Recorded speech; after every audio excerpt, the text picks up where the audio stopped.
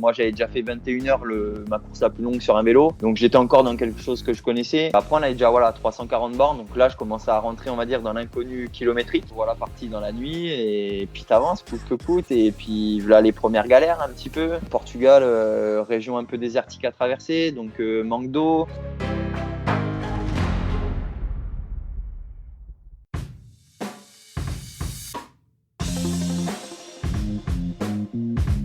Hello, c'est Loïc Blanchard, le créateur et host du podcast indépendant Les Frappés. Je suis un ancien sportif de haut niveau, aujourd'hui reconverti en sportif aventureux, mais aussi entrepreneur, coach et préparateur mental certifié.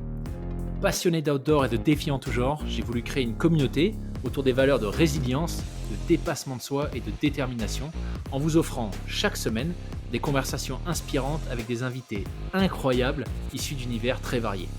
J'ai reçu aussi bien des athlètes olympiques que des entrepreneurs à succès, des aventurières professionnelles ou encore des anciens des forces spéciales. Leur point commun, la passion pour leur projet et l'audace de se lancer. Alors fonçons ensemble découvrir mon invité de la semaine. Excellente écoute à vous les frappés.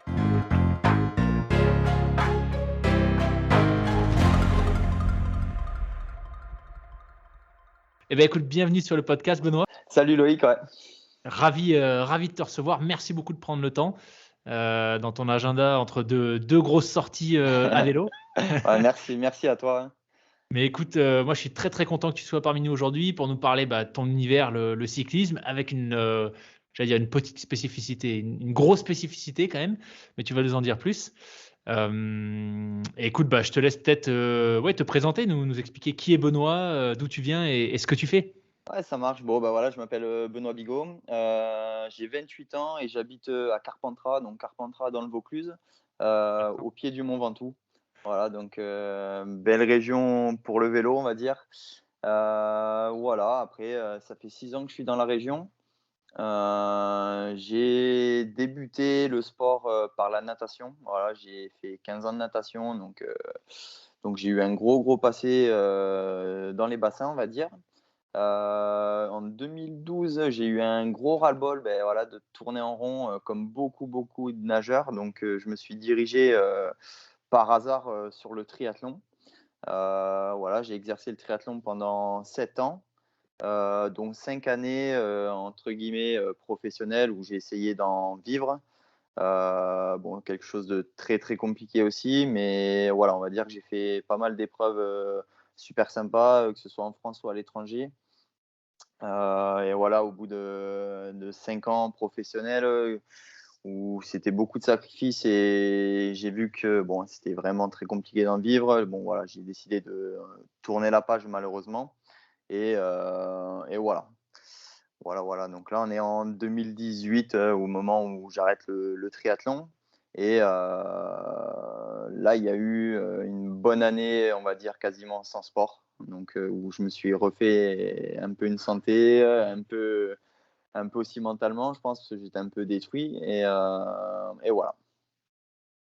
Voilà. donc, tu as enchaîné avec le vélo et c'est tout de suite que tu t'es découvert une passion pour cette spécificité dont tu vas nous parler. Ouais, en fait, j'ai un de mes meilleurs amis qui roule en fixie en fait, et il m'a dit essaye. Et donc j'ai essayé. Donc il m'a prêté un de ses fixies et j'ai eu le malheur d'essayer. Et voilà, depuis décembre 2018, j'ai pu rerouler sur un vélo normal et je reroulerai certainement jamais. Voilà. Je suis vraiment tombé amoureux de cette discipline, alors qui normalement s'exerce dans les vélodromes. Voilà, c'est vraiment un fixie. Voilà, c'est un vélo où il n'y a pas de frein, il n'y a pas de roue libre. Voilà, tu t'arrêtes jamais de pédaler, donc c'est dangereux. Donc c'est vrai que c'est un sport qui s'exerce normalement en intérieur, en vélodrome. Moi, voilà, j'en ai fait un peu ma spécialité de rouler ce vélo partout où je suis. Voilà. Donc toi, tu roules sans frein. Ouais, je roule, Ouais. alors la plupart du temps sans frein. J'ai fait beaucoup de courses ou de défis cette année sans frein. Après, par exemple, voilà, le Portugal, la dernière course que j'ai faite, j'ai mis un frein, voilà, par sécurité. J'ai rien à prouver et j'ai bien fait de mettre un frein parce qu'on On se retrouve vite de nuit dans du brouillard Ouais. avec zéro visibilité, des routes trempées. Donc voilà, le poids du vélo, parce que quand tu fais un 1000 km, tu as un peu de bagage dessus. Donc c'est pas le même sport, quoi. Voilà. Ouais. Punaise! Oh là là, et du coup, qu'est-ce que tu as trouvé? Qu'est-ce qui fait, finalement que tu as accroché? Tu dis que ça a été, tu as eu le malheur, tu vois, d'essayer un fixie et tu en es jamais redescendu. C'est quoi exactement qui fait que ça a pris comme ça? Ouais, c'est un vélo où tu es libre, en fait. Alors c'est très compliqué à expliquer. J'ai souvent du mal à le définir, mais voilà, tant que tu as pas essayé, tu peux entre guillemets «pas trop comprendre». Et voilà, le fait que, tu pas de vitesse, que tu pas de frein, faut être hyper attentif, enfin voilà, tu anticipes un peu tout aussi. Voilà, c'est aussi un mode de vie plus ou moins, voilà, c'est un état d'esprit aussi. Enfin voilà, je me prends plus la tête, voilà, je prends mon vélo, je vais rouler et puis basta, quoi.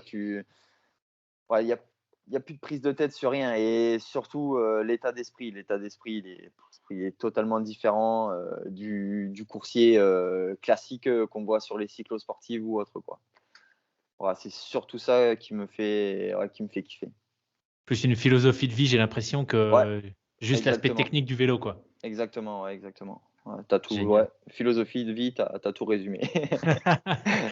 Génial. Merci, au revoir. Non, c'est exactement ça, ouais, c'est exactement ça. OK, super. Alors tu disais que tu as fait quelques, enfin, tu es revenu récemment d'une épreuve, d'une grosse épreuve. Entre le moment où tu as découvert la pratique du fixie et le moment où tu as décidé de prendre le départ, tu vois, d'épreuves de compétition Ouais, chronométrée pour le coup, qu'est-ce qui s'est passé et comment ça s'est fait? il y a eu, donc en 2018, je découvre le fixie. Alors je découvre, je connaissais bien sûr, mais j'avais jamais roulé un fixie. Et en fait, rapidement, il y a eu, voilà, le fait que je sois compétiteur qui est vite revenu, en fait, dès que je suis monté sur le vélo. Et là, j'ai dit, «Tiens, pourquoi pas?» Moi, j'ai toujours été un peu dans les efforts, longue distance. Donc et je tombe sur cette épreuve d'Arnaud, justement, d'Arnaud Manzanini, donc la Race Cross France. Donc alors c'était pas du tout prévu que je la fasse en fixie, mais vraiment pas du tout. OK. Et en fait, je me suis inscrit, et du moment où je me suis inscrit, j'ai mon ancien patron qui m'a lancé un défi. Il m'a dit: «Tu es pas capable de le faire en fixie». Et en fait, non, moi, dès qu'on me chauffe un peu, voilà, je lui ai vite montré qu'il y a pas de souci, je le ferai en pixie. Et voilà, c'est venu de là, entre guillemets, mes périples que j'ai fait depuis 2019 maintenant, ça vient de là. Et voilà, depuis que alors avant de faire cette fameuse Race Cross France, donc 335 kilomètres avec 6 500 de dénivelé, c'est un morceau, hein, franchement, c'est même en vélo normal, c'est un chantier. Parce que c'est Heu, l'ascension du Ventoux, en fait, c'est ça? De ouais, sur la mémoire? fin, ouais, sur la fin, tu pars de Ouais. Mandelieu, en fait, donc bord de mer, et puis tu traces direction le Ventoux. Donc ouais, tu finis par le Ventoux. Donc ça fait peur, entre guillemets, quand tu as jamais fait d'ultra cyclisme, on va dire. Alors maintenant, ça me fait rire, hein, 335 bornes, ultra cyclisme. Bon, en fait, maintenant, quand je fais 300 bornes, je commence à être juste chaud, quoi. Mais non, en fait, c'est génial qu'Arnaud il ait fait cette épreuve, parce que ça permet de mettre aussi un pied à l'étrier. Ouais. Et même moi qui étais un sportif averti, c'est bien qu'il y ait eu un 300, parce que mine de rien, 330 bornes, pas rien. Donc ça m'a permis de découvrir le monde de l'ultra. Et voilà, je l'ai faite en 2019, donc je gagne.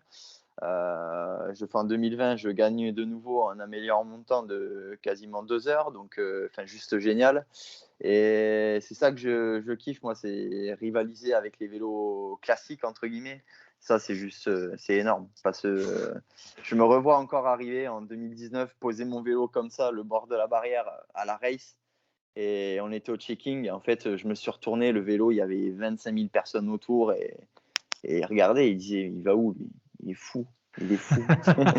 Et moi, je savais que j'étais capable de le faire, même si j'ai jamais fait 300 kilomètres dans ma vie. Je savais que j'en étais capable. Alors, que ce soit dur, c'est sûr, ça allait être compliqué, mais capable, je savais que j'allais le faire. Et ce que j'adore, c'est les gens qui te regardent, ils disent: «Ah mais arrêtez, lui, 1,50 km, il met le clignotant, c'est pas possible, c'est un», et je m'en souviendrai toujours, c'est qu'il y en a un, il m'a un peu chambré, mais méchant en plus, hein. Et je lui ai dit: «Écoute Coco, on se revoit là-haut, je t'attendrai». Et il l'a mal pris, hein, ce mec-là l'a mal pris et je m'en souviendrai toujours, kilomètre 25, il était parti un quart d'heure devant moi, en fait, je le double et ce mec, il m'a rien dit, je lui ai dit: «Salut» et il m'a vu passer comme ça et en fait, moi, j'avais depuis la veille, un peu voilà, les paroles qu'il avait eues avec moi, je l'avais eu mauvaises, donc j'avais pris son numéro de dossard et en fait, voilà, le lendemain de la course, j'étais allé voir ce qu'il avait fait et en fait, je me suis permis de lui envoyer un message sur Facebook en lui disant: «Excuse-moi, je t'ai pas attendu, tu es arrivé vraiment trop loin après moi, donc je suis parti me coucher» et voilà et ouais, c'est marrant, ouais, c'est marrant. Ah, excellent. Ouais, Voilà. j'imagine que dans un univers aussi, en plus, il y a quand même vachement de codes dans le cyclisme, tu vois? Ouais, Heu, ouais, alors, là, ça reste du cyclisme, mais on touche d'autres personnes, tu vois? L'ultra distance, ouais, c'est encore un autre vélo, hein, tu vois? C'est le vélo, tu as plein de vélos, tu as le vélo route, tu as le gravel, tu as le VTT. Il y a plein de choses, tu vois? Il y a le fixie, et voilà, tu as ce fameux, maintenant les ultra distances, voilà, avec, des 300, des 2000 bornes, 3000 bornes, des 5000 bornes. C'est un autre sport. Tu vois, tu peux pas comparer, alors les professionnels qui font leur étape, et puis les mecs qui font un 2500 bornes. Tu vois, ouais, ouais. dans les 2 sports, tu as des machines, voilà. Mais malgré tout, tu vois, pour y avoir un petit peu, pour, ouais, l'avoir un petit peu touché du doigt parce que j'ai fait un peu de triathlon, Ouais. tu vois enfin moi je sentais quand même, tu vois, qu'il y avait, il y avait des codes, quoi. À l'époque, je vivais à Paris, donc j'allais tourner à Longchamp, tu vois, Ah ouais, le ouais. spot. Pouah, pouah, m'en parle Tu pas. sens Ah ouais, voilà, J'adore. tu Ouais, sens vraiment j'adore. que tu arrives, tu vois les gens, c'est tac, ils regardent ton vélo, c'est quoi la Ouais. marque, tu vois? Alors après, Particulier quand même. c'est bien, y a pas de souci. Moi, j'adore le matos, donc tu vois, j'aime bien regarder, machin, mais en fait, j'ai aussi quitté, tu vois, le triathlon, les cyclosportives, voilà, pour cette ambiance de merde. Parce qu'il faut Ouais, le dire, c'est une ambiance de merde. J'en parlais encore avant-hier avec un collègue, et je lui dis: «Tu vois, les pros, quand on était en triathlon, les pros, on est les personnes qui se prenaient le moins la tête», tu vois? Mais tu voyais tous les amateurs, tout ça, c'est à celui qui a la plus rose, quoi. C'est pour finir, ouais, 15 heures derrière ouais. toi, quoi. Bon, bref. Mais c'est comme ça fait partie du jeu, ça fait marcher le commerce, ça fait marcher les grosses courses. Ben voilà, il en faut, hein, il en faut. Mais Ouais, en ouais. fait, j'ai plus envie. J'ai plus envie de tout ça et ouais, l'ultracyclisme, alors bien que on va y venir, voilà, c'est en plein essor, ça décolle donc je pense que d'ici 3 4 ans, on aura quand même un peu cet état d'esprit, bien qu'il y aura quelques courses encore, très compliquées où il y aura pas grand monde, donc là, on aura vraiment l'esprit d'entraide, voilà et vraiment ultra distance. Mais ouais, là, c'est en train d'exploser, c'est en train Ouais. d'exploser. Mais du coup, je trouve ça super que, tu vois, tu viennes un peu casser les codes justement. Enfin moi, ça Ouais, me fait marrer quand tu exactement. me dis Alors, que ouais, alors, c'est vrai que, là, tu prends la race, c'est ouais, c'est juste monstrueux et tu vois, je me revois encore au départ, l'année dernière, où je regarde un peu la «start list» entre guillemets et putain, je vois mon pote Kevin Morel. Donc Kevin Morel, c'est un pote, que je côtoyais quand on faisait du triathlon. Ouais, une belle machine, tu vois, qui avait un gros niveau, encore un gros cran au-dessus de moi. Et en fait, l'année Covid, voilà, beaucoup de triathlons annulés, donc il s'est rabattu là-dessus et j'ai vu ça la veille et j'étais avec mon meilleur ami, je fais: «Ah, je vais pas gagner malheureusement» parce que voilà, il y a Kevin qui est là, bon, je lui explique, c'est un mec qui roule solide, voilà, et au fur et à mesure qu'on s'approche de la ligne de départ, je me dis: «Putain, en fait, la seule chance que j'ai de gagner, c'est qu'il ait jamais dépassé 200 bornes, en fait, dans sa vie». Et ouais, ça a pas loupé, ouais, 30 bornes avant le Ventoux, je l'ai repris, et ouais, il était pas dans sa meilleure forme, ouais, on avait déjà quasiment 300 bornes et voilà, je l'ai repris, malgré qu'il soit en vélo classique, et voilà donc c'est là que tu te dis, tu vois? Même si je me tire une balle dans le pied avec le fixie, beh, c'est un autre sport, le longue distance, l'ultra, c'est ouais, il y a pas que les jambes, quoi, il y a pas que les jambes. ouais. Et clairement, mais du coup, enfin moi, c'est vraiment la question que je me pose depuis que j'ai découvert, tu vois, ton profil. Pour être honnête, bon voilà, j'ai vraiment découvert ce que tu faisais avec le Biking Man. Ouais, Bon, on en cool. parlera sans doute après. Ouais. Mais moi, la question que je me suis posée tout de suite, c'est est-ce que en fait, c'est tellement un désavantage de rouler en fixie que tu Ouais, arrives préparé peut-être 10 fois plus que les autres. Tu vois, oui. parce que tu anticipes vachement plus physiquement, il faut que tu sois, tu as pas le choix, il faut être au niveau, quoi. Ouais, ouais, ouais. Alors, c'est vrai, c'est très juste ce que tu dis. On en reviendra après si on parle un peu du Biking Man aussi. Alors après, quand je croise les gens ou des gens que je connais pas qui me disent: «Putain, mais c'est pas trop dur?» En fait, non, tu vois? Maintenant, je fais mes sorties, comme si c'était un vélo normal. Alors après, j'habite au pied du Ventoux. Les gens, ils ont l'impression que je fais le Ventoux tous les jours. Mais non, tu vois? Le Ventoux, cette année, j'y suis allé une quinzaine de fois, tu vois? C'est sûr que faire un Ventoux en fixie, c'est pas alors par bédouin, j'y monte jamais parce que c'est comme ça. Par Ouais. sauce, ça reste agréable parce que la pente, elle est quand même plus accessible. Mais voilà, après je tourne autour de la maison et c'est de la bosse à 3, 4, 5%. Donc en fait, j'ai appris malgré des fois que ce soit un profil montant, dans du 3, 4% à récupérer. Et alors ça se fait pas comme ça parce que quand j'ai commencé le fixie, bien que j'étais triathlète et que je m'enquillais des semaines à 500 bornes de vélo, je débute le Pouah. fixie, ouais, mais je débute le fixie, je fais des sorties de 100 bornes, je rentre, mais en croix. Je fais: «Mais qu'est-ce qui se passe?» Et en fait, je pense que musculairement, j'ai tout changé, enfin tout a changé, dans ma façon de travailler, tout ça. Et le fixie m'a apporté énormément, tu te renforces de partout, en fait. Avec le fixie, tu es gainé, sans arrêt. Enfin voilà, ouais, c'est un sport, qui te gaine de partout. Et alors, quand tu roules sans frein surtout, voilà, parce que quand tu roules sans frein, bah, tu es sur la retenue dans les descentes, tu fais des dérapages, donc tu bloques, donc ta fibre musculaire, elle en prend un gros coup. Quand tu roules avec un frein, c'est le jour et la nuit, en fait, tu vois? Ouais. J'ai fait des épreuves avec frein, en fait, tu rigoles, quoi, c'est rigolade. Mais voilà, quoi, ouais, Ouais, pour ceux à qui ça parle peut-être pas, donc le fixie, tu le disais, il y a pas de roue libre, pas de roue libre, c'est le ouais. principe, tu as pas de vitesse et Non. donc quand tu as pas de frein, bah, le seul moyen que tu as de freiner, en fait, c'est pour avancer, bah, il faut que tu pédales. Si tu t'arrêtes de pédaler, bah, avec l'inertie, les pédales, elles avancent encore et en Ouais, fait, pour freiner, tu viens bloquer les pédales donc c'est quand même alors un truc de fou parce que ouais. selon les pentes, Ouais, ouais, alors soit comme tu dis, tu bloques, donc tu fais un skid, ce qu'ils appellent le skid, le dérapage, voilà, le dérapage, donc ce qui consiste à mettre, voilà, tes jambes, entre guillemets «parallèles au sol» et à bloquer. Donc c'est une technique, c'est compliqué à gérer cette manœuvre, hein. Franchement, j'ai mis plus d'1 an à vraiment maîtriser. Il y a encore quelques fois maintenant où j'arrive à me faire peur aussi. Alors pas chez moi parce que les routes, je les connais par cœur, donc voilà, tu anticipes tout. Mais voilà, quand tu fais un Ventoux, breakless, dans des pentes à 12, 13%, ouais, waouh. tu pas le droit à l'erreur. Et puis musculairement, tu as intérêt d'être solide parce que, beh, si au bout d'un moment, tu arrives plus à retenir le vélo, beh, tu t'emballes et voilà, c'est très compliqué. D'ailleurs, je repense à un truc que j'ai fait cette année, l'étape des Assassins. Dans les Pyrénées, donc ouais, 310 bornes avec 7 500 de dénivelé, Perret-Sourde, le Tourmalet, Aubisque, Soulor, voilà, que des descentes de 20 bornes à 10, 12%. C'est le truc le plus fou que j'ai fait cette année. Et de très loin le plus dur musculairement. Vraiment, vraiment de très loin. Pourtant, il y avait que 300 bornes. Ouais. Parce que pas de frein et du coup, Parce que même en pas de descente obligé de frein, ouais, en descente, ben pas le choix parce que juste diminuer la cadence, ça suffisait pas parce qu'il y a des fois, ben voilà, tu es tellement dans du pourcentage à 13, 14, 15% que, ben tu t'emballes, quoi, tu retiens plus. Et un col, 2 cols, 3 cols et au final, au bout de 2 cols, tu as les jambes déjà bien mâchées.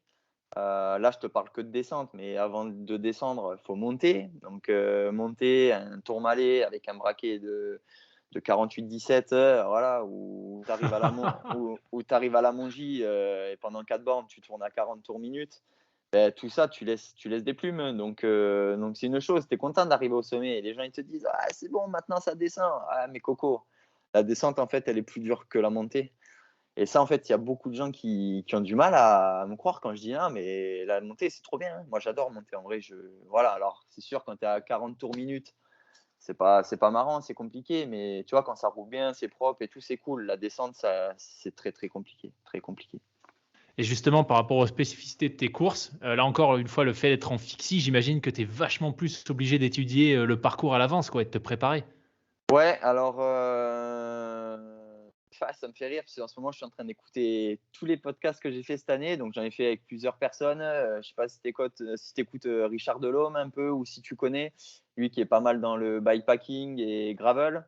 Et hier, j'ai écouté justement le podcast qu'on avait fait et j'ai fait les 7 majeurs en fait cette année aussi. Je sais pas si tu as suivi un peu. Donc, les 7 majeurs, c'est 7 cols à plus de 2000 mètres. En fait, c'est 360 bornes avec 12 500 de dénive. Donc, c'est un truc de fou. Et en fait, Richard, il me disait, est-ce que tu es capable et tout. Et en fait, je lui ai dit, on était à 4 mois de la date où je voulais faire. J'ai dit, mais je vais aller repérer dans tous les cas parce que je suis obligé, j'ai pas le choix. Et en fait, avec les restrictions qu'il y a eu à cause du Covid, j'ai pas eu la chance d'aller repérer.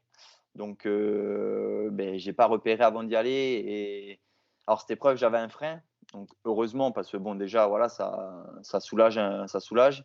Mais ouais, techniquement parlant, les descentes hyper dangereuses. Voilà, donc c'est vrai que le fait de ne pas avoir repéré, tu peux pas te lâcher à fond parce que ouais, faut pas oublier que tu es sur un fixie, j'avais qu'un frein, que tu pédales sans arrêt. Voilà, c'est des épreuves. Ça serait cool de pouvoir les repérer à chaque fois, mais tu vois, toutes les épreuves que j'ai faites cette année, il n'y en a pas une que j'ai repérée. Pas une. Ouais, pas une. Ok. Donc, Et- c'est. Ouais, des fois, tu sais, tu es dans un bon rythme et tout, et tu te dis, ouais, vas-y, je peux y aller et tout, mais en fait, tu restes un peu aussi sur la réserve parce que derrière, tu sais pas ce qui t'attend. Autant à un moment donné, tu auras un gros pétard. Enfin, voilà, on n'en sait rien. Et c'est vrai que du coup, tu restes quand même un peu sur la retenue. Ouais. Ouais. Ouais, puis j'imagine qu'il y a certaines courses que tu fais pas forcément en France, donc le Biking Man par exemple, peut-être Ouais, tu peux Bakeman, nous expliquer. c'est du coup voilà, Bakeman Portugal. Donc ça s'est passé il y a un peu plus d'un mois maintenant. C'était le 4 octobre à Faro exactement, au sud du Portugal. Alors c'était pas du tout prévu cette année. En fait, à la base j'étais inscrit en Corse au mois de novembre il y a un an. Le truc c'est que l'épreuve a eu lieu sous couvre-feu et donc du coup le 1000 bornes s'est transformé en 3 jours entre guillemets à 300 bornes. Parce qu'avec les restrictions Covid, voilà, couvre-feu de 6h à 21h, en gros, dans la journée, tu fais 300 bornes. Moi, je m'étais inscrit à la base sur le Biking Man parce que je voulais faire un 1000 km. Je voulais connaître en gros les galères que tu peux avoir sur un 1000 bornes parce qu'au final, là, c'était 3 fois 300 et entre guillemets, le soir, tu dors à l'hôtel, tu te refais une santé. Le lendemain, 6h, tu es prêt, tu gazes pendant toute la journée. C'est 300 bornes, je sais ce que c'est. C'est pas, voilà, c'est pas ça que j'étais allé chercher. Donc, j'avais appelé Axel, l'organisateur, et je lui ai dit voilà, est-ce qu'il y a moyen de me basculer sur une autre édition l'année prochaine ou autre. Et en fait, il m'avait basculé sur le Portugal. Donc voilà, et en fait, un mois avant de partir au Portugal, j'appelle Axel. Je dis oh, Axel, moi je rentre des 7 majeurs. Franchement, je suis en croix. Je me sens pas capable de venir faire en plus mon premier 1000 km. Voilà, j'avais jamais fait plus de 360 bornes. Donc je lui dis honnêtement, je me sens pas. Et en fait, il m'a dit non, écoute, je peux pas te la basculer. On a déjà basculé une fois. Donc si tu viens pas, tu perds l'inscription. Donc, ce que je comprends, hein, voilà, pas de souci. Mais du coup, billet d'avion et basta, quoi. J'ai dit, bon, écoute, on va faire pour que j'y arrive, quoi. Hein, mais voilà, donc, Biking Man Portugal, donc 1000 km, 12 500 mètres de dénivelé. Wow. Donc, sur le papier, c'est le plus facile. Sur le papier, c'est le plus facile de la série Biking Man. Mais je pense qu'il rivalise avec beaucoup de Biking Man beaucoup plus dur parce qu'en fait, la particularité du Portugal, en fait, c'est que c'est comme ça. Donc, c'est que c'est hyper vallonné et il n'y a pas de vrai col. Il y a pas de col. Hein. Je crois que la montée la plus longue faisait 6 km. Elle était au début du parcours. Donc, les gens, c'est marrant parce que tu dis ah c'est bon, on a fait la bosse la plus dure, c'est fini.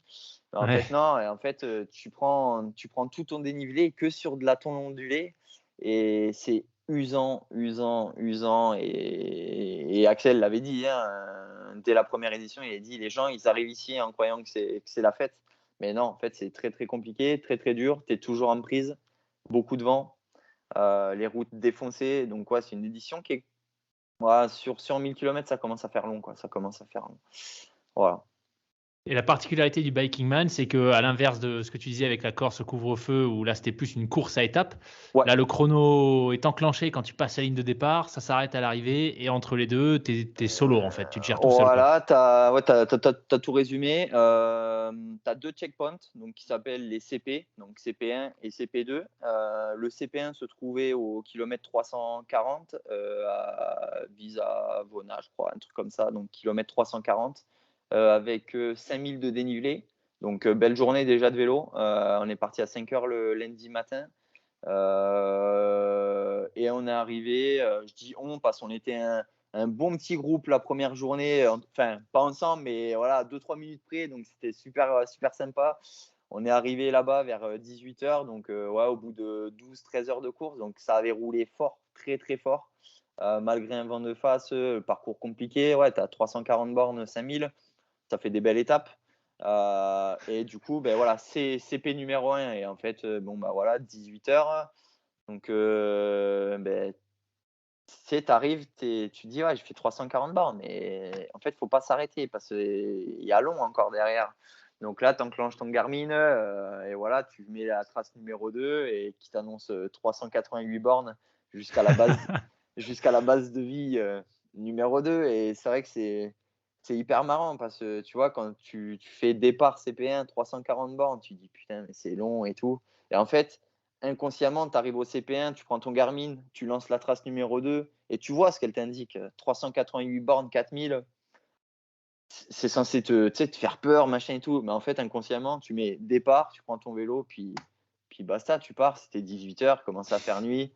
Ouais, t'allumes tes loupiottes et tu pars dans la nuit. Et moi, là, je commence à rentrer dans l'inconnu. Alors, pas tant au niveau de l'horaire, parce qu'on avait 13 heures de course. Moi, j'avais déjà fait 21 heures, ma course la plus longue sur un vélo. Donc, j'étais encore dans quelque chose que je connaissais. Après, on avait déjà 340 bornes. Donc là, je commençais à rentrer, on va dire, dans l'inconnu kilométrique. Et voilà parti dans la nuit. Et puis, tu avances coûte que coûte. Et puis, là, les premières galères un petit peu. Portugal, région un peu désertique à traverser, donc manque d'eau.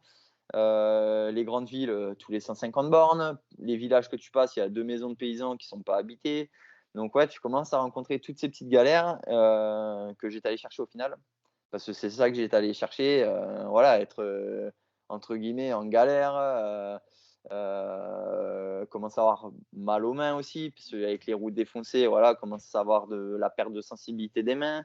Voilà, tous ces petits trucs que j'ai entendu parler. Et moi, à chaque fois, je suis derrière mon écran, j'écoute et je dis, putain, mais je connais pas tout ça. Et moi aussi, j'ai envie de passer une nuit dehors. Et moi aussi, je veux être en galère.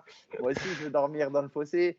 Enfin, voilà, toutes ces conneries, quoi. Et puis, au final, ça se met très vite en place parce que au bout de 20 heures de course, je me suis arrêté dans une grande ville, à Évora.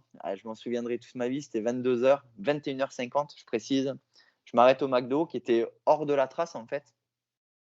Et là, ça a été super marrant parce qu'en fait, bon, moi, je ne regardais pas le live tracker où tu vois tous les concurrents. Parce que ça reste une course, mais rapidement, en fait, c'est une course contre toi, en fait. Et c'est ça qui est bien, tu vois. C'est pas des concurrents que tu es avec toi, c'est des potes de galère, tu vois. Ouais. Et en fait, je suis arrivé au McDo et il y avait des concurrents qui étaient là déjà. Et ce qui a été terrible, c'est qu'à 22h, le McDo, il a fermé. Donc, les portes, elles se sont fermées à clé. Et en fait, je voyais plein de concurrents arriver qui ont eu la même idée que nous. On était une dizaine dedans et qui n'ont pas pu rentrer, tu vois. Et toi, tu es là, tu manges ton Big Mac et eux, tu les vois dehors et tu sais, c'est terrible et tout. Donc, ouais, c'est des bons souvenirs. Franchement, c'est des bons souvenirs. Et voilà, je me revois repartir. Il y avait l'orga qui était au McDo aussi, qui faisait une pause, qui dormait, euh, qui dormait sur les tables et tout. Et voilà, on est reparti quasiment un peu tous groupés. C'était hyper dense parce qu'on était sur une dizaine de kilomètres, on était une quinzaine. Et c'est un des premiers Biking Man où voilà, le niveau il est bien compact devant. Et c'est ce que je te disais tout à l'heure, c'est en train d'exploser. Et c'est un des premiers Biking Man où il y a eu un tel niveau, où tu as le premier qui arrive et un quart d'heure derrière, tu as le deuxième. C'est juste fou, quoi. Parce que tu te dis, on a passé 45 heures sur le vélo et il n'y a que 15 minutes, tu vois. Et ça, c'est dingue, quoi. Ça, c'est complètement fou, quoi. Alors tu disais que tu t'es inscrit aussi pour aller chercher les galères, engranger de l'expérience et puis surtout faire cette course contre toi-même.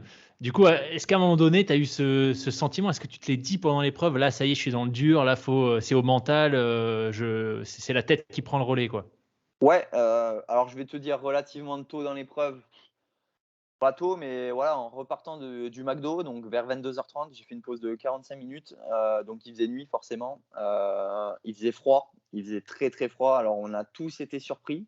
Moi, je suis arrivé 3 ou 4 jours avant l'épreuve. 1er truc que j'ai fait, c'est, j'ai mis un réveil à 3 heures du matin, voilà, le premier soir où je suis arrivé au Portugal et je suis allé dehors, en fait, pour prendre la température, voir un peu et tout et je pense que c'était intelligent de le faire, voilà, pour savoir ce que j'allais emmener sur le vélo. Et je me suis fait piéger en fait, parce que moi j'étais au sud du Portugal, donc à Faro, et la nuit il faisait 15 degrés, donc ce qui était prévu quoi. Et donc je suis parti relativement léger sur le vélo. Voilà, ça c'est un des trucs que je tenais à faire, voilà, partir vraiment léger, parce que déjà que je me tire une balle dans le pied en roulant en fixie, si je commence à emporter du poids, c'est compliqué. Donc j'ai un vélo qui faisait 6 kilos. Ouais, mon Ah ouais. fixie, et j'avais en tout 3 kilos d'affaires, de batterie externe, d'alimentation, enfin voilà.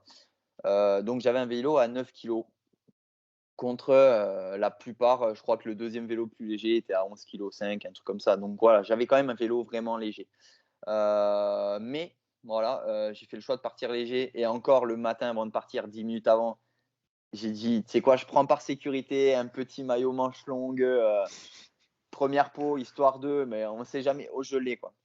Et au final, en repartant voilà, de ce McDo à 22h30, ouais, je me retrouve dans le noir complet, dans l'humidité, dans le brouillard. Et alors ça allait parce que ça roulait fort, c'était relativement roulant. J'étais dans un bon mood, on va dire. Ça roulait solide et tout. Il y avait l'orga qui me suivait un peu, qui faisait des allers-retours et tout. Donc c'était cool aussi ouais, de partager ça avec eux. Et en fait, rapidement, dans ma tête, ça m'a paru hyper rapide en sortant du McDo, et en fait, j'ai l'impression que ça s'est passé 1 heure après, mais j'ai eu un coup derrière la tête et j'ai les yeux qui fermaient, en fait. Alors que musculairement et physiquement, j'étais mais dans une forme de fou, quoi. Ouais, j'étais sur le vélo, ça roulait à 36, 37 sur le plat, donc c'était vraiment Ah ouais. impressionnant. Ouais, ouais. Et en fait, quand je revois maintenant un peu les stories que j'ai fait sur Instagram et tout, non, en fait, du moment où j'ai quitté le McDo et ce coup de mou, il s'est passé quand même 4h30. Donc j'ai roulé quand même un moment solide, et en fait, ouais, à 2h30 du matin, beh, j'ai commencé à avoir les yeux qui se fermaient, et en fait, là, c'est les premières galères que j'étais venu chercher, voilà, le sommeil. Parce que c'est toujours le point noir, on va dire, et moi, j'ai jamais travaillé, j'ai jamais «bossé» entre guillemets, je me suis jamais entraîné à ouais, j'ai jamais pris mon vélo à minuit et me dire: «Eh, je vais travailler un peu la nuit, voir comment ça se passe», voilà et tout. J'ai jamais fait, voilà. J'ai voulu le tester en course, et voilà, et rapidement, donc au bout de, 25 heures de course, en fait, j'ai mis clignotant, voilà, 2h30 du matin, j'ai mis clignotant, au beau milieu de nulle part. C'était un truc de fou, j'étais dans un petit village. J'ai essayé de trouver, tu sais, une maison, j'espérais qu'il y avait 2-3 Portugais qui faisaient une soirée ou une connerie, qui se couchent un peu tard en me disant: «Voilà, est-ce que je peux venir dormir 2-3 heures au moins au sec?» tu vois? Et en fait, tous les villages, vraiment reculés, on était dans une région reculée, donc tous les villages que je traversais, il y avait 3 maisons, des fermes abandonnées, donc pas grand-chose, tout le monde dormait. Donc je me suis retrouvé sous un petit toit d'une avancée d'église, en fait, mais dehors, hein. Et le vent soufflait, soufflait, donc en fait, j'ai sorti la couverture de survie. J'avais que ça, hein, j'avais pas de duvet, j'ai rien, donc c'était la couverture de survie ou rien. Et je me suis mis à même le sol, hein, c'était un carrelage là, donc gelé évidemment, il faisait 5-6 degrés là. Wouah! Ouais, ouais, ouais, ouais, puis toi, tu as transpiré avant, tu vois? Donc j'avais toutes mes fringues sur moi, tout, j'avais tout, donc voilà, je me suis posé, et en fait, la grosse erreur, mais voilà, c'est ce que j'étais allé chercher, et en fait, la grosse erreur, c'est que je me suis emmitouflé dans la couverture de survie. Donc j'étais super bien, il faisait chaud et tout. Et en fait, je me suis endormi direct et je me suis réveillé 2 heures après. Et en fait, je me suis réveillé complètement gelé. En fait, je me suis réveillé à cause du froid, et en fait, ma respiration, en fait, ça a condensé sur la couverture de survie, Et en fait, tout me retombait dessus. Donc en fait, je me suis réveillé trempé, mais vraiment trempé comme si je sortais de la douche, quoi. Ouais et là, dans ma tête, ouais, j'ai dit: je peux pas repartir parce que j'ai froid, tu as la fatigue quand même de la première journée, tu as fait 500 bornes déjà». J'ai dit: «Je peux pas repartir» et tu vois, tant bien que mal, j'ai fait le tour du village en essayant de trouver quelqu'un, machin, mais non, puis tu sais, moi, je veux pas déranger, j'aime pas déranger les gens, donc j'ai toqué nulle part. Et en fait, tu vois, le fait qu'il y ait pas d'assistance sur ces courses, que tu aies pas l'orga non plus, bah, entre guillemets «à tes côtés» sans arrêt et tout, bah, tu fermes ta gueule, tu montes sur le vélo et puis tu repars, tu vois? Et je crois que c'est le pire moment que j'ai passé, de ma vie sur un vélo, tu vois? C'était ouais, c'était là, j'en rigole, mais sur le moment, mais je pleurais, hein. C'était ouais, je pleurais parce que c'était, ouais, un moment déjà compliqué, aussi bien physiquement que mentalement. Et puis le froid, voilà, d'être complètement mouillé, roulé par 5-6 degrés, l'humidité, un brouillard, on voyait rien. Et là, en fait, tu te dis: «Ah là, ça y est, la galère que je suis venu chercher, ben ouais, là, j'y suis» et là, il y a pas de: «Ouais, je vais prendre un autre», non, il y a rien. Je suis au milieu de nulle part, donc le seul moyen, entre guillemets, «confort» que j'ai, c'est de monter sur le vélo et d'avancer, voilà. Et voilà, je m'en souviendrai toujours, je suis parti à 4 heures du matin, je suis remonté sur le vélo à 4 heures et voilà, je suis reparti et jusqu'à ce que le jour se lève, ça a été long et 3-4 heures parce qu'il y a un décalage horaire avec la France, il y a 1 heure de plus ou de moins, je sais plus. Mais du coup, ça se lève un peu plus tard et ouais, c'est compliqué jusqu'à ce que tu vois le soleil donc voilà, gros moment compliqué là, gros moment compliqué. Est-ce que là, tu aurais pu abandonner? Non, je l'ai pas fait. Et mais le premier truc que j'ai dit, tu vois, j'ai eu mes potes au téléphone à 6 heures le matin quand eux se levaient et suivaient la course, ouais, mes meilleurs amis m'ont appelé et tout et je lui ai dit: «Tu vois, c'est en fait, c'est ma petite équipe qui m'appelle, qui m'a appelé et eux d'habitude, quand je fais mes courses, tu vois, comme les 7 majeurs où ils me suivent pendant toute l'épreuve avec l'assistance, ben voilà, tu sais que s'il fait froid, tu as la voiture, tu as du rechange, tu as tout ce qu'il faut, il manque rien, tu vois?» Et là, c'est le premier truc que j'aurais dit. Je lui dis: «Qu'est-ce que tu veux faire?» Je reste comme ça, en me gelant. Non, mais le mieux que j'avais à faire, c'était de remonter sur le vélo, donc je l'ai fait et tu peux pas abandonner. Voilà, tu peux pas. Alors que si j'avais eu l'assistance, si j'avais eu même juste la voiture orga à mes côtés, ah, je bâchais, c'est sûr et certain. C'est sûr, c'est sûr. Ouais, c'est sûr. Ah, c'était un moment, un des pires moments. Pourtant, j'en ai vécu des moments un peu dans le froid, tout ça. Mais tu vois, quand tu es à 30 bornes de la maison ou voilà, tu sais que dans 1 heure, c'est bon, tu es chez toi, tu es au chaud, tu manges, non, non, là, c'était galère, je me revois repartir, heureusement que j'avais fait les stocks, à 22 heures au McDo. J'avais pris, des nuggets, des trucs, j'avais mis dans les sacoches parce que je me suis retrouvé, bah, tu vois, le fait d'avoir passé la nuit dehors au froid, beh, ton corps, il puise, il puise, il puise et au final, au bout d'une demi heure de vélo, mais j'étais sec sur le vélo, j'avançais plus, quoi. Donc là, tu vois, j'ai remangé et voilà, tout ça, c'est alors j'ai pas beaucoup «d'expérience» entre guillemets, hein, sur l'ultra parce que alors quand je parle d'ultra, c'est voilà des grosses épreuves, bah, comme un Bikeman parce que franchement un 300 bornes, alors ça met un pied à l'étrier sur l'ultra, mais ça reste un truc hyper accessible, tu vois? C'est un truc qui se fait, allez entre 15 et 20 heures, tu vois? Même si tu es un moyen cycliste, en 20 heures, c'est fait. Là, quand tu commences à passer des nuits dehors, ouais, là, tu es dans un vrai ultra, une vraie galère, et c'est compliqué. Ouais, c'est compliqué. Ouais, j'ai l'impression que c'est vraiment comme en trail. J'ai pas mal d'invités qui sont, bah, de l'univers de l'ultra trail Mmh. et le constat, c'est un peu le même, en fait, dans toutes les disciplines, j'ai l'impression. C'est le facteur sommeil, en fait. C'est vraiment le truc qui est, le plus compliqué à gérer. Enfin, moi, si je devais synthétiser, tu vois, ce que me disent tous mes invités et toi y compris, spontanément, on pense à l'alimentation, en fait, tu vois, comme Ouais, étant un ouais, ouais. truc vraiment difficile. Mais en fait, non, pour beaucoup, beaucoup, beaucoup, c'est le sommeil, en fait. Parce que Ouais, si tu as pas le ouais, sommeil, tu peux plus rien faire. c'est ça et tu vois, maintenant je le revois là pendant ouais, j'ai refait quelques sorties déjà depuis ce Biking Man et en fait, ma vision, elle a encore mais plus changé.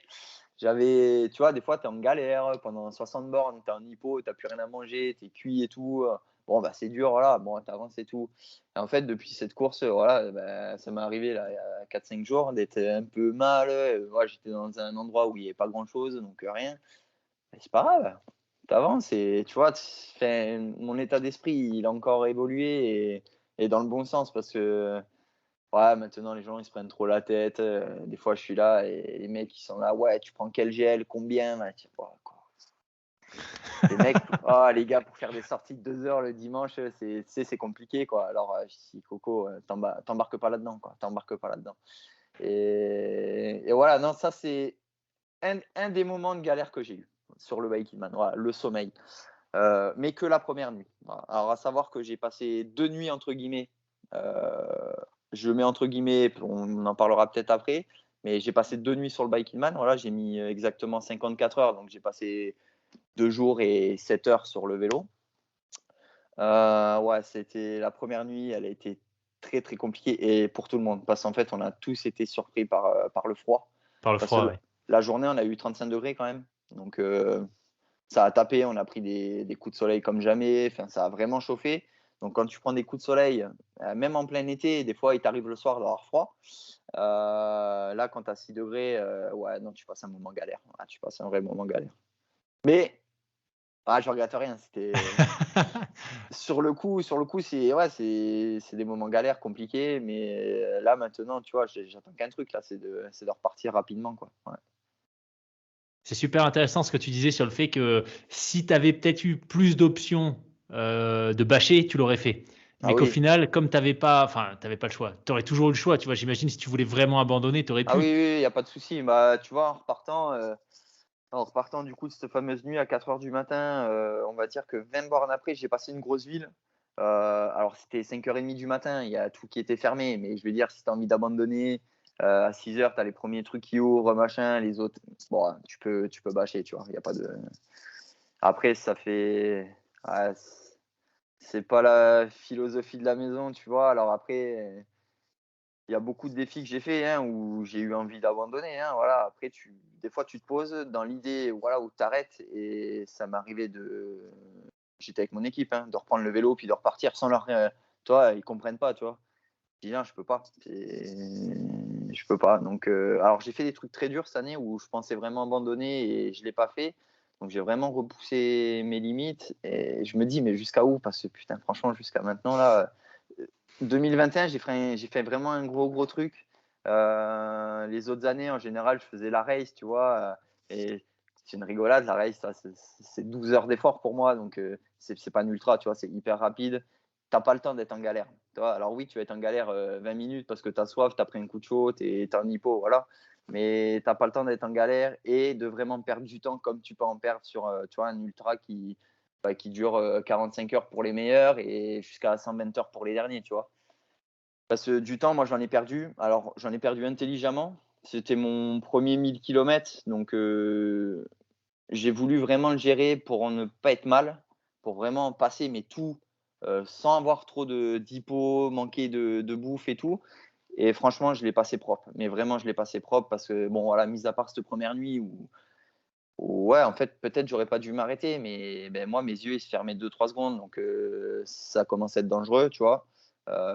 Donc, par lucidité, je me suis arrêté. Et voilà, c'est ça qui a fait que j'ai été en galère parce que le fait d'avoir froid et tout, c'est le fait de ne pas avoir bougé. Donc, voilà, je ne sais pas si j'aurais dû continuer, j'en sais rien, quoi. Mais voilà. Et là, tu disais justement que ça t'a permis de repousser un peu plus tes limites. C'est quoi du coup la prochaine étape? Et je te pose la question, sachant qu'au moment où on enregistre, je crois que les inscriptions pour la Race Across France sont ouvertes, y compris pour le 2005. Donc, est-ce que ça va aller dans cette direction? Non. Non, non, non. La race, bon, tu vois, je l'ai fait 2 fois, du coup, 2019-2020. Pourquoi je l'ai faite déjà? Ben, parce que c'est terminé au Ventoux, donc entre guillemets, c'est à la maison. Et ouais, c'était histoire, comme j'ai dit tout à l'heure, de mettre un pied à l'étrier, donc c'est cool. Arnaud, que je connais bien, voilà, que j'ai croisé, bon, maintenant, c'est plus un secret, que j'avais croisé il y a un mois, mais m'avait déjà parlé qu'il avait changé le sens de la race, donc c'est le cas. Ça part plus de Mandelieu, ça part du Touquet, et en fait, tout est en sens inverse. Donc, non, non, je ne serai pas là-dessus. Pourquoi? Alors, à refaire, en fait, là, ça fait 1 an que je ne l'ai pas faite. J'attendais que mon temps soit battu déjà, en fait, sur le 300, pour histoire d'avoir un petit challenge. voilà, à me remettre sous la dent. À refaire la race, je ferai le 1000 km, voilà, où tu fais les Alpes, c'est vraiment intéressant. Et pour moi, c'est le parcours le plus compliqué, même si c'est que le 1000 km. Le 2006, pour moi, il est trop simple. Enfin, pour moi, j'en remets pas en question, voilà, que ce soit quand même 2600 bornes. Mais en fait, tu prends le dénivelé sur les 1000 premiers, et puis après, bon, ouais, ça va. Même si c'est du vallonné, ça reste. Et je trouve. Alors, il doit y avoir des décors cool, hein, je connais pas. Hein. Après Annecy, on traverse direction le Touquet, je connais pas du tout en vélo, mais ça doit être super sympa et tout. Mais pas intéressant comme l'est le début du parcours. Voilà, le début du parcours, j'adore parce que c'est hyper montagneux et c'est pété de partout, c'est des petites routes. Moi, j'adore ça. Donc, non, pas cette année, pas de race. Pas de race. Ok. Voilà. Pas Et de du coup, dans ta race. pratique, pardon, vas-y. Non, vas-y, c'est bon. Non, j'allais te demander, du coup, dans ta pratique, c'est vrai qu'on n'en a pas trop parlé, mais c'est des épreuves qui prennent quand même vachement de temps en termes d'équipement. Même si tu as moins de matos sur ton vélo, peut-être que d'autres, tu vois, tu n'as pas le groupe à gérer. Enfin bon, j'imagine que quand même un pignon fixe, ça doit douiller. Mais c'est une activité que tu as réussi à professionnaliser. T'en vis ou tu as un job à côté classique? Euh, Tu vois, comme on en parlait tout à l'heure, moi je viens du triathlon à la base où j'ai essayé de me professionnaliser, où on peut dire que j'ai fait ça entre guillemets professionnellement en parlant, mais sans en vivre en fait, voilà, en galérant tous les mois. Mais j'ai voulu voilà, faire ça à 100% pour savoir jusqu'à où je pouvais aller. Et voilà, je te dis, j'ai arrêté ma petite carrière de triathlète en 2017. Sur un triathlon Ironman, toi, à Barcelone, que j'ai fait en 8h45 avec un temps juste, voilà, propre, on va dire. Je dis pas que c'était propre. À l'époque, j'avais 4-5 ans de moins, donc j'étais jeune, j'avais 23 ans, donc c'était plutôt propre. J'avais pas mal de partenaires matériels, donc voilà, des chaussures, les vélos aussi gratuits, donc c'est quand même très très bien. C'est très très bien parce que c'est cher. Tout ça c'est cher. Des baskets, t'en passes une dizaine de paires à l'année. Un vélo, c'est très cher. Donc voilà.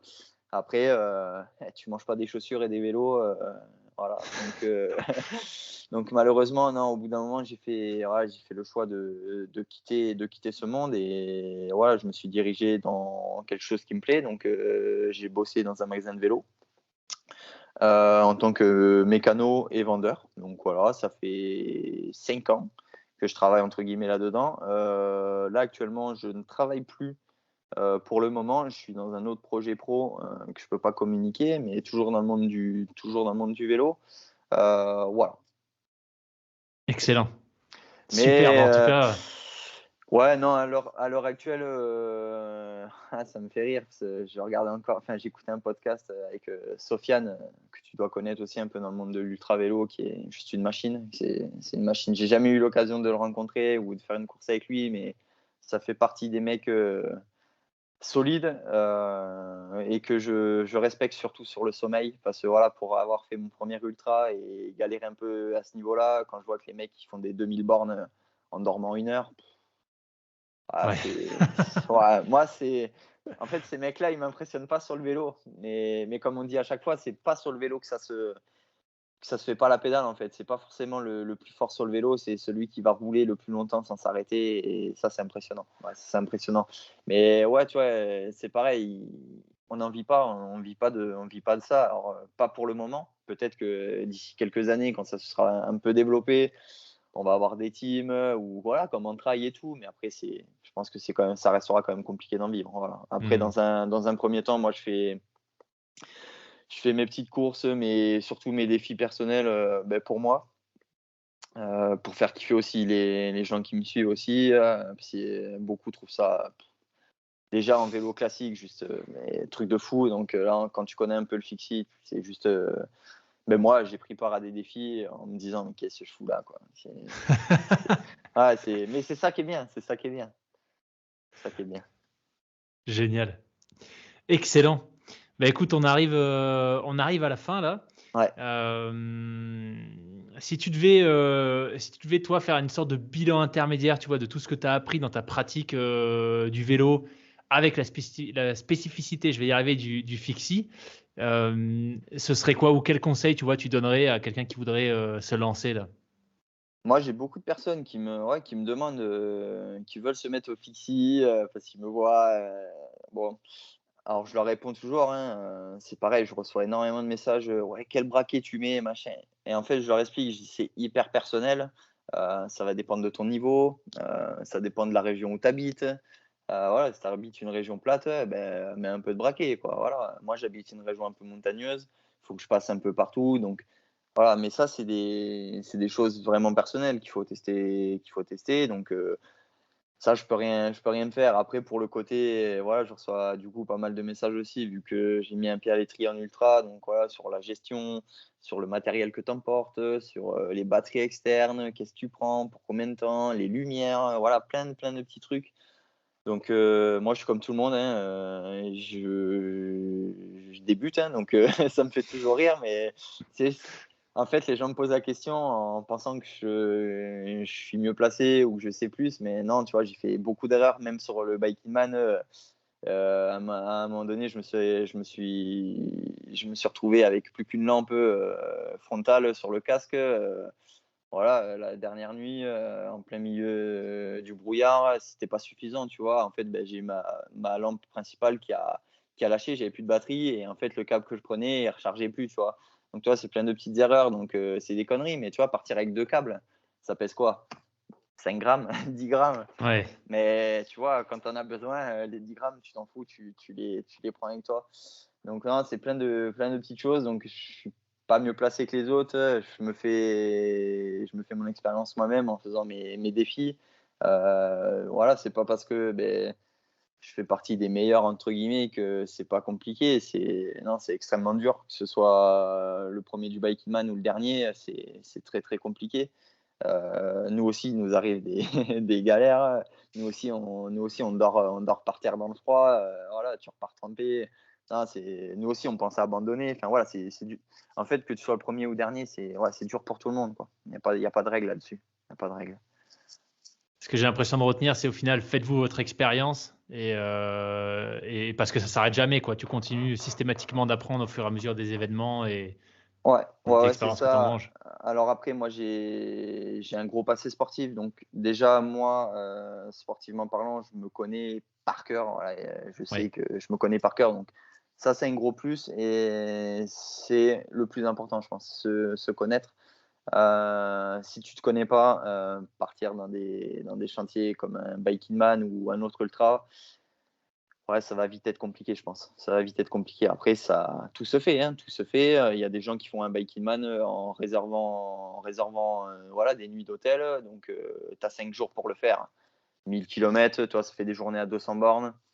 Là, ça commence à être accessible. Tu vois, en fait, il y a différentes manières de mettre un pied à l'ultra, hein, parce que bon, mine de rien, faire 5 jours, 5 fois 200 kilomètres, bon, c'est mine de rien, c'est quand même un exploit. Voilà, et puis après, tu as les premiers, voilà, où le premier du Bike in Man a dormi un quart d'heure, tu vois. C'est juste fou. C'est juste fou. Ouais, Ouais, stratosphérique. ouais, ouais, ouais, ouais, très, très solide, très solide. OK.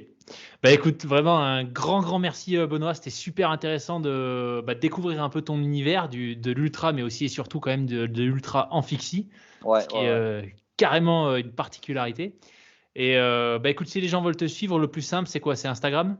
Ouais, sur Insta, je suis actif que sur Insta quasiment, donc Fixed Everywhere, donc voilà, Fixie de partout en gros. Ou sinon, vous tapez Benoît Bigot, vous me trouverez. Voilà, et puis écoute, si jamais l'envie te dit, on peut se refaire un épisode avec les gros objectifs qui vont être prévus pour 2022. Plus début d'année, parce que pour le moment, je dévoile rien, mais ouais, ça va être lourd, ça va être très très lourd. Ouais. Excellent. Écoute, hâte de voir ça.